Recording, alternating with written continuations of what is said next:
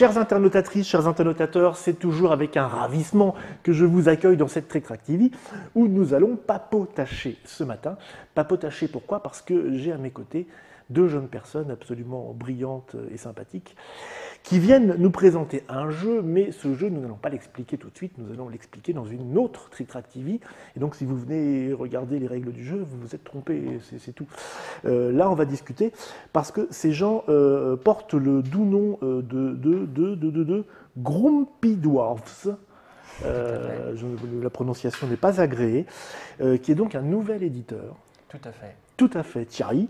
Et donc, j'ai à mes côtés Monsieur Pierre, qui est en train de commenter mes propos, et Madame Laureline, qui est juste en face. C'est donc vous, les nains, les gentils nains? Voilà, enfin, les nains grincheux. Les nains grincheux. Mais gentils. Voilà. Les nains grincheux, mais gentils. Voilà. Mais pas trop. Mais vous faites tous les deux grincheux. Il n'y a pas Tchoum, il n'y a pas... Non, c'est que grincheux. C'est que grincheux. Voilà. Bon, alors, ça, cette petite boîte qui est devant moi, nous allons en parler plus tard, mais c'est votre premier jeu édité qui s'appelle Totem. Tout à fait. Donc, c'est votre première création d'édition en tant qu'auteur, parce que je vois l'auteur, c'est Pierre Fricot. C'est Monsieur Pierre. C'est Monsieur Pierre, Pierre Fricot. Et donc, vous êtes tous les deux les éditeurs en même temps? Voilà, c'est ça. On a une troisième personne aussi qui participe, on va dire, à l'aventure et qui nous accompagne sur les salons pour venir faire les présentations. Oui. Elle n'a pas pu être là aujourd'hui, mais voilà. Tant pis pour lui. Et puis il y a un illustrateur dont on parlera aussi ultérieurement. Moi, ce que j'ai envie de savoir, c'est comment, à l'heure actuelle, aujourd'hui, là, maintenant, ici autour de cette table, vous avez décidé de devenir éditeur. Comment ça s'est passé? Parce qu'en plus, c'est un jeu de toi. Oui. Donc comment est-ce qu'on passe de la création d'un jeu à la création d'une maison d'édition et on met ces petites boîtes sur le marché en espérant qu'elles se vendent? Quelle est cette idée saugrenue qui t'est passée par la tête? Alors c'est un processus qui a été un peu long. Un peu long, c'est-à-dire 2 jours, 3 jours? Non, ça a duré sur 1 an et demi en fait. 1 an et demi, oui. C'est-à-dire qu'on a commencé, on ne pensait pas forcément devenir éditeur, donc on avait un jeu qui était pas celui-là d'ailleurs, qui était un jeu plus complexe, orienté plus pro-gamer, avec de la stratégie et un aspect très compétitif. On avait été le présenter sur les salons. Qui s'appelle comment d'ailleurs? Justement, pour l'instant... on ne va pas le dire, parce que lui, il est en cours de travail. Il est en cours de développement. Donc en fait on a vu des bons retours des gens qui étaient venus l'essayer, donc en fait à l'époque il était sous forme d'un prototype. Mais en fait on s'était aperçu qu'on se coupait d'une partie des gens qui venaient sur le salon parce que forcément ça ne s'adressait pas à tous les publics. Alors on a eu le salon de Toulouse, le salon de Bretagne à Redon, on a fait, aide-moi. On a fait Partenay aussi, le flip, en tant que proto, et on a été à Octogone aussi à Lyon. Voilà. D'accord. Et vous êtes d'où? Du Havre à l'origine et maintenant de Paris. D'accord. Donc du Normand... Normand exilé à Paris. Du Normand exilé à Paris, ok. Donc ça, c'est un proto que tu fais tourner en tant qu'auteur? Voilà, tout à fait. Et tu cherches un éditeur? Pas forcément. En fait, je cherche à évaluer la qualité du jeu et voir à le faire. Est-ce que ça tourne? Est-ce que ça plaît? Est-ce que ça intéresse? Ça tourne, ça plaît, ça intéresse. Et alors, ce qui se passe, c'est qu'à la suite de notre premier salon, donc qui était le salon de Toulouse, il y a un petit peu plus d'un an. Tout arrêter? Pas du tout. On ne serait pas là-dessus. Voilà. On se dit, en fait, nous, ce qu'on aime dans les salons, c'est le contact avec les gens. On se dit, c'est vachement sympa justement de créer cette espèce d'interaction. Et le fait justement d'avoir fait un jeu qui cible un public très, très limité, c'est très bien. Mais on aimerait aussi pouvoir toucher le reste des gens, en fait, En fait, on s'était dit, ça serait bien d'avoir en fait les deux catégories, un jeu plutôt grand public et des jeux qui s'orientent plus vers les gens qui sont pro-gamers. C'est sûr que le gros jeu de gestion allemande pour pécho, c'est moins pratique. Voilà, c'est ça. Et donc, c'est à l'occasion de ça qu'on se dit, on pense à Totem, ça mûrit et tout. Il était déjà créé ou pas du tout? Non, pas du tout. On le crée juste après Toulouse, en fait. D'accord. Donc on établit un prototype et on commence à le faire tourner en parallèle de l'autre sur les salons. Et donc là, on s'aperçoit que ça marche pas mal et qu'on atteint bien notre cible, c'est-à-dire de toucher un public plus large avec des enfants, des parents aussi, voire même Il est à partir de quel âge celui-là? À partir de 7 ans. 7 ans, d'accord. Et donc on se dit, ce jeu, vu les retours qu'on a, il a un potentiel. On pense qu'il a un potentiel et on y croit. Et puis on se dit, avec le temps passant, vu qu'on y croit, autant aller plus loin dans la démarche et investir en fait sur ce qu'on croit en créant notre propre maison d'édition. Ah oui, carrément, vous n'êtes pas passé par la case « je le présente à des éditeurs ». Non, en fait, on y a pensé, et puis finalement... Quel chemin traditionnel. Tout à fait, tout à fait. Et on s'est dit, puisque on a la démarche puisqu'on croit à notre produit, et qu'on a envie de faire les choix éditoriaux qui correspondent à ce produit, c'est-à-dire au niveau de packaging, au niveau des illustrations, au niveau du circuit de vente, etc. Ce qui n'est pas le cas quand on est juste auteur de... Exactement. Donc on sait qu'on prend un risque, parce que forcément là on y va de nos propres investissements. Oui, là il faut des bouseaux, voilà. faut parler clairement, il faut des sous. Exactement. Mais on considère qu'à partir du moment où on croit en ce qu'on fait, ça veut dire qu'on a le courage d'investir réellement sur ce qu'on veut vendre. Et donc on passe le pas de faire tout ce qui est démarches administratives, etc. Donc après c'est la partie qui n'est pas du tout rigolote et pas évidente. Bon, mais alors après, vous montez une société, c'est ça? Tout à fait. Oui.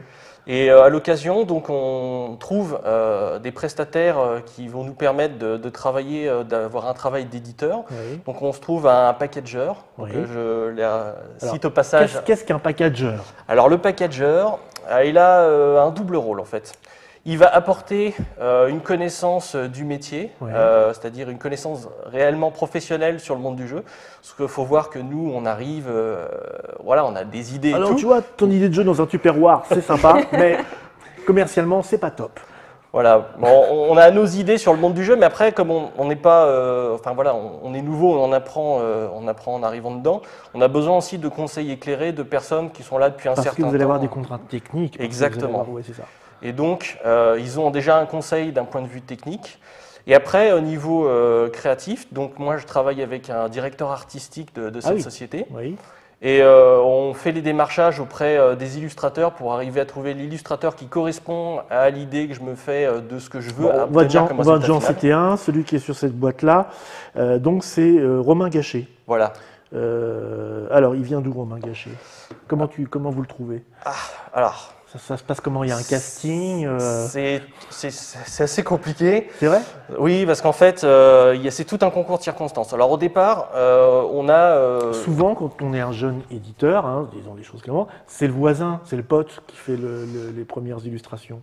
Alors, il y a un peu de ça aussi. Il y a un peu de ça aussi. Mais enfin voilà, c'est toute une histoire ce jeu, parce qu'en fait au départ, donc on a un prototype et on souhaite quand même l'illustrer de manière à ce que ça soit agréable à jouer. Dès le prototype. Dès le prototype. Oui. Donc là, on fait appel à un ami. Au passage, c'est Jean-Marie. Jean-Marie. Jean-Marie, si tu nous regardes. Merci.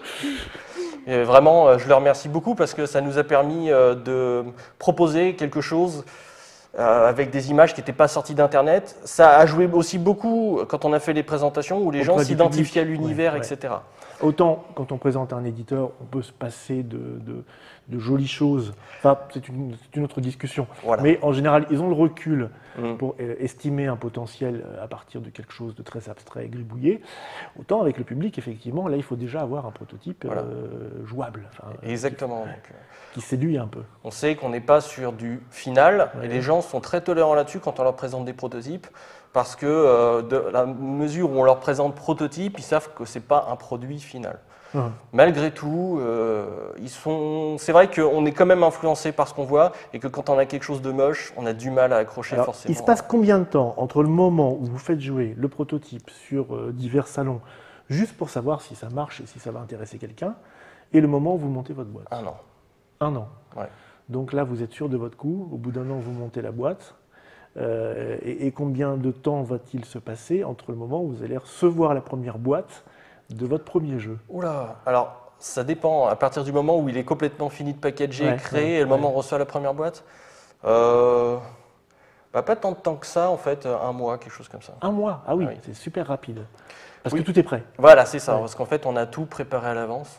J'en profite pour les citer quand même. Vas-y. Donc Ori Games, donc, qui est notre packager et qu'on remercie aussi beaucoup pour toute l'aide qu'ils nous ont apportée, le temps qu'ils ont passé et justement toute leur critique et leur aspect professionnel. C'est ça que j'ai beaucoup apprécié, c'est qu'en fait, dans le mode de fonctionnement qu'on a eu avec eux, aussi, on est en mode ping-pong. C'est-à-dire que nous, on arrive avec nos propositions.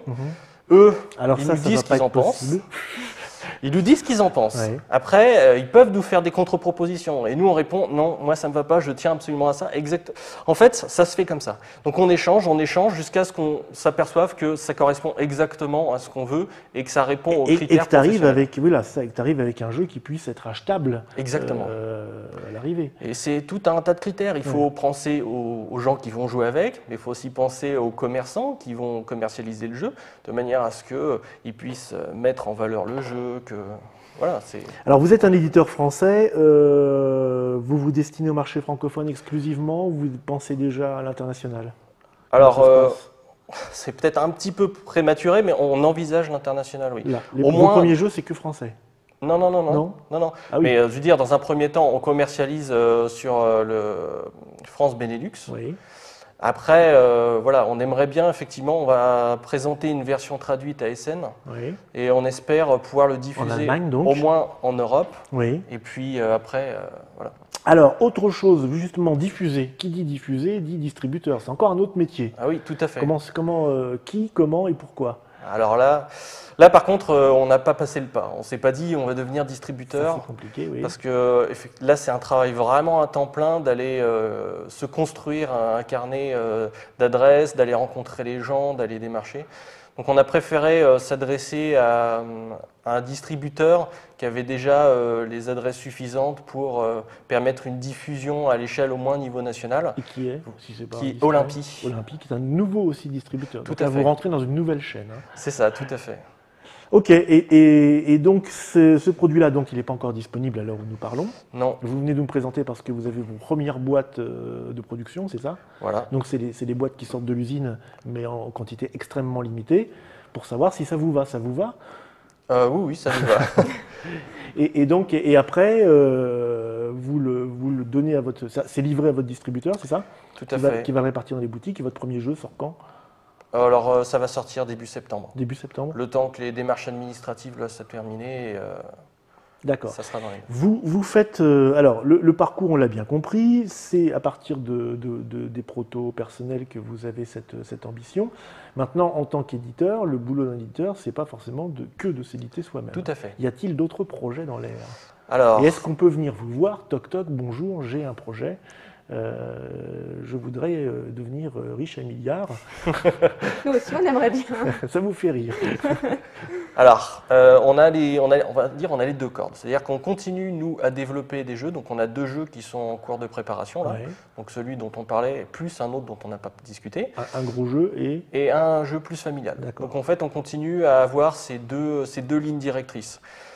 Et à côté de ça, donc, on est ouvert en fait à toute proposition d'un auteur qui souhaiterait se faire éditer pour étudier son jeu et en tout cas, même si on ne l'édite pas, lui faire, nous, les critiques constructives qu'on estime vis-à-vis de son jeu pour au moins pouvoir l'améliorer ou qu'il puisse l'éditer avec quelqu'un d'autre s'il souhaite après essayer avec d'autres éditeurs. Bon, alors la question qui tue, alors attention, accrochez-vous. Vous êtes un nouvel éditeur, donc c'est quoi votre politique éditoriale si elle existe? Alors notre politique éditoriale... Ça fait mal ça comme question. C'est un peu ce que je disais par rapport aux 2 lignes de jeu en fait. Oui. Notre première gamme de jeux qui est la gamme familiale, c'est vous avez déjà l'idée des gammes? Voilà, c'est ça. Une gamme familiale dans laquelle rentre Totem en fait, qui est de permettre un jeu familial, entre amis, en soirée, des jeux faciles à expliquer, qui permettent de s'amuser tout de suite et de créer de l'interaction entre les joueurs, c'est important. Donc c'est pour ça qu'on cible des jeux quand même qui permettent de jouer à assez nombreux. Là on est sur un jeu entre 2 à 6 joueurs auquel on peut jouer aussi en équipe. Donc voilà, donc c'est cette possibilité de créer, de faire remonter des choses. Là, on le voit dans ce jeu-là quand on fait des démonstrations sur les salons. Voilà, des petites rivalités qui remontent. On a des enfants, tu m'as arrosé ce matin. Voilà, c'est vraiment de créer quelque chose autour du jeu. Il y a le jeu, mais il y a aussi, c'est les gens qui donnent corps au jeu par leur histoire et ce qu'ils vivent en jouant le jeu. D'accord. Donc, on attend d'autres choses de vous. Alors, c'est sur le feu, en gros. Hein. Voilà. Le gros jeu d'abord ou le... Difficile à dire. Parce que vous les développez simultanément, voilà. simultanément. C'est ça, on les développe simultanément, mais par... Je vais essayer en même temps la prochaine fois. Par définition, en fait, le gros jeu est beaucoup plus long à développer. On a énormément de choses et on pense. Alors là, c'est s'avancer beaucoup. Vous pensez. Voilà, on pense. Ça lui arrive. C'est dur, mais on essaie de penser. On pense sur un développement qui va durer au moins 1 an encore quand même. D'accord, ok. Bon, écoutez, merci en tout cas de venir vous présenter, parce que c'est un exercice qui n'est pas tout aussi facile que ça. C'est votre première Tricraft-TV, votre premier jeu présenté. Enfin bon, c'est toute une première pour vous. On espère qu'on va entendre parler des nains grincheux pendant un certain temps. C'est tout le mal qu'on vous souhaite. Et nous, on va se retrouver dans une prochaine Tricraft-TV où on parlera de complètement autre chose. Mais si vous tombez sur la bonne, on va vous parler aussi de Totem, puisqu'on va vous expliquer dans cette prochaine émission comment ça se passe et comment ça se joue. Merci à vous d'être venus. On se retrouve très très bientôt. Et ben vous aussi, forcément. Enfin, à bientôt. À bientôt.